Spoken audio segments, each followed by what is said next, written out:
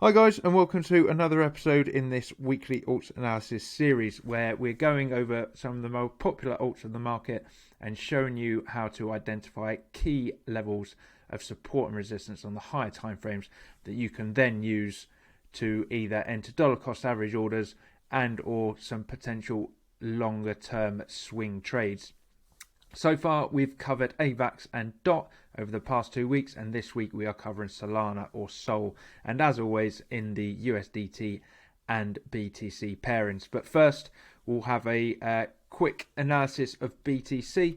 So, monthly candle closed yesterday. As you can see, we have managed to hold the 29.3k monthly level, range lows from last summer, and had a little bit of a bounce. Now, as I say, held this level, we could come up and have a bearish retest of the 34.4k monthly level that we lost last month, create a lower high and come back down. The only problem with that is it looks too convenient, and every man and his dog on crypto Twitter seems to be calling for 35k. So when that happens, the majority of the time we don't get it. Maybe this bounce that we've had from, was it 27k up to 32, maybe that's all we get, but we'll have to see. If we break down to the weekly, pretty decent weekly candle. Obviously we had, I think it was 9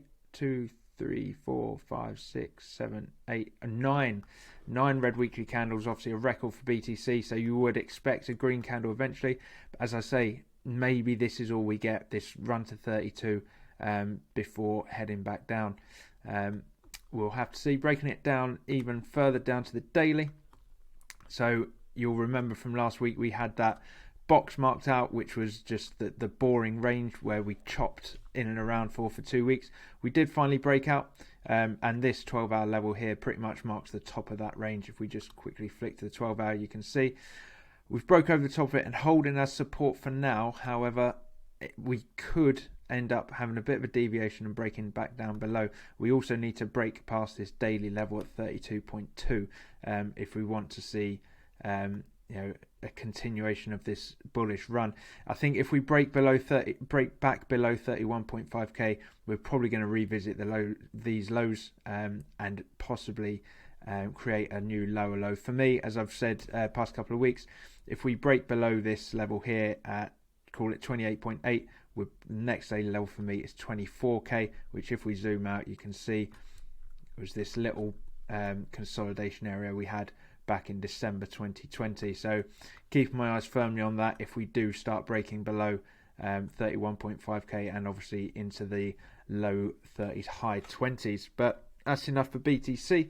Let's go ahead and mark out some key areas on Sol that you may want to keep on your charts for future reference, to get some decent buys. If you're interested in buying Solana, of course, we're not endorsing any of these assets. We're just going off popularity. So Sol obviously had a massive decline from the top. We're looking at an 83% drop as it stands at the moment. So it's already pretty cheap. However, as I said in previous videos, you've got to be careful because the lower we go, the higher the volatility of the percentage moves. So first things first, we're on the monthly time frame. Get rid of the magnet and get our box out. So first area I would look at is the bottom of these wicks here where we started this bullish impulse. So as I said before, what you really want to look out for, the way to identify these areas is look to see where things have stopped and turned around, and that for me is certainly the case here. Oh, these boxes can be a little bit fiddly. So we'll bring it out to about there, and we'll use our monthly template. It's probably a little bit big, a little bit smaller, I think. Just covering those wicks. Happy days. And then we've also got a range right down the bottom here. So if we'll go to the top of that red candle there, bring it down to the range low. We'll probably have to tidy it up a little bit on the weekly time frame, but that'll do.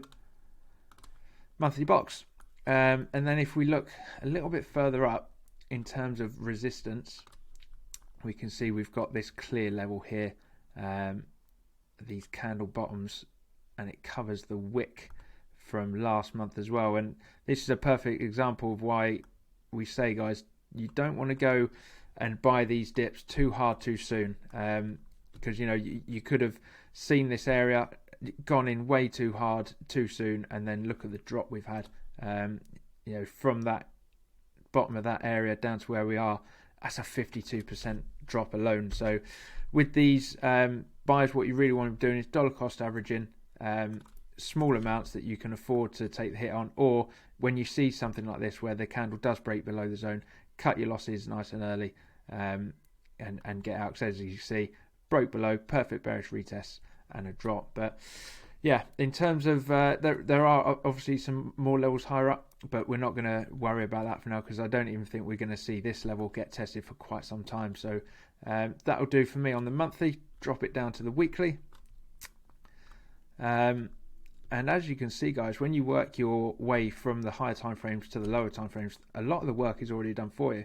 So I would say the only addition that I'd like to make on the weekly time frame is the top of this little range here, probably down to the top of the next little rally here, back on the 7th of June, and drag that across, and you can see we're sat quite nicely in that zone right now.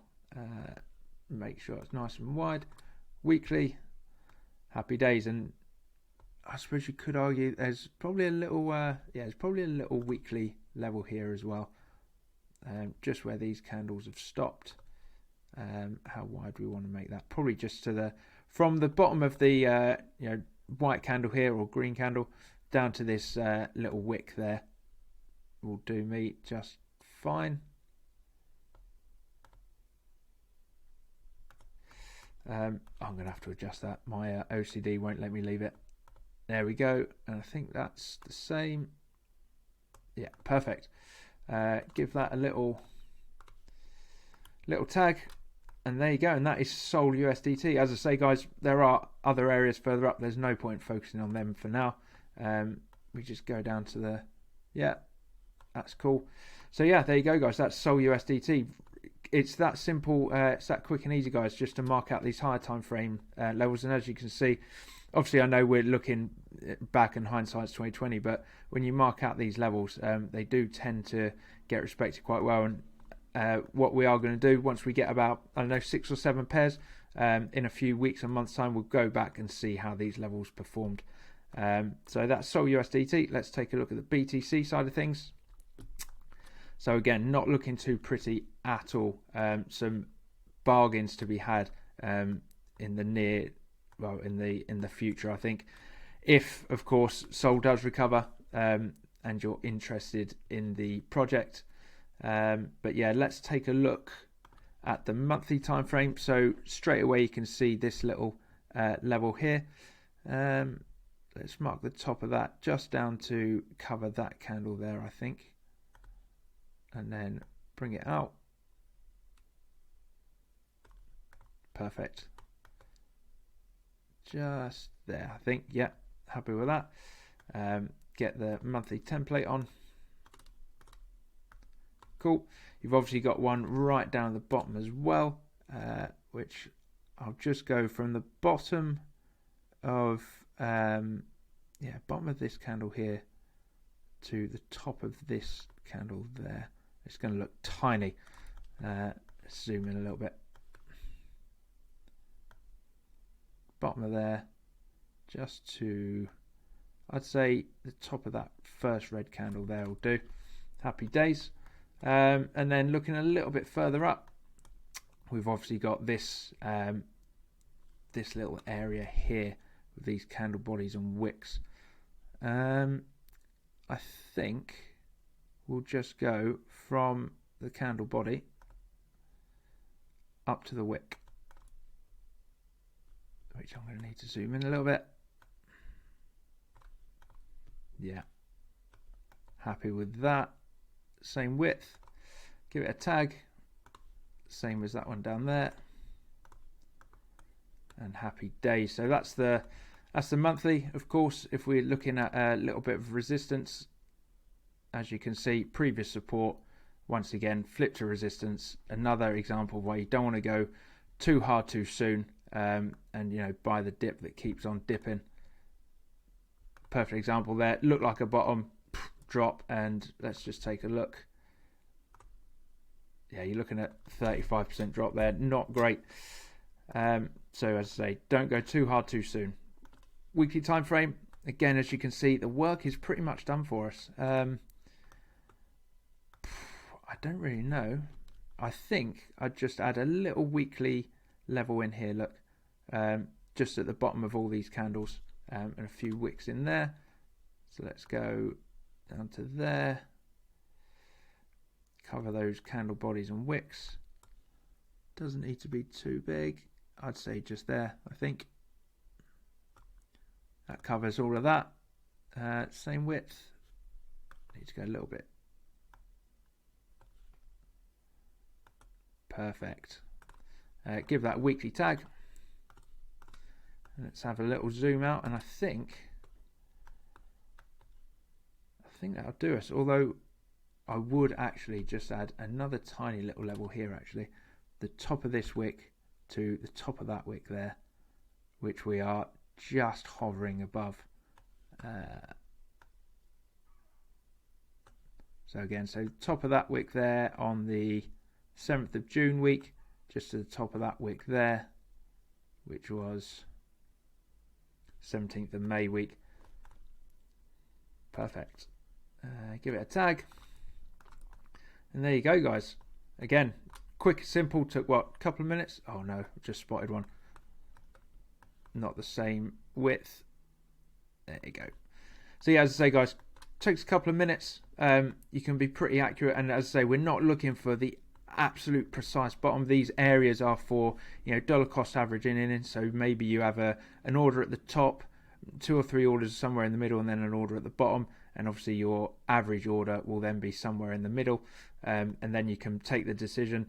If we start to rally, you can then take profits at the next level of resistance, or if it looks like the level's going to be lost, you can cut your losses early and then start buying again on the next level. But as you can see, guys, if you just calculate, let's say we come back down to this monthly range here, and we rally again, you can see how quickly the percentages mount up. Now, obviously, that's not to say there's obviously no guarantee that any individual asset is going to recover back to previous all-time highs, and I'm certainly not guaranteeing that Sol will. Who knows also, even if assets do recover, how long that will take. So again, that's why you don't really want to be sitting on losses, because you could be stuck in them for a long time. So yeah, hope you've found these useful. As I say, we'll go through a couple more pairs over the coming weeks, and then have a little review of how these levels are done. But hopefully you can see how quick and easy it is, just to identify some key levels on the higher time frames, and use them in your own investing / trading. So any questions or any requests for certain pairs, drop them in the comments below. Have a good weekend, and we'll see you next week.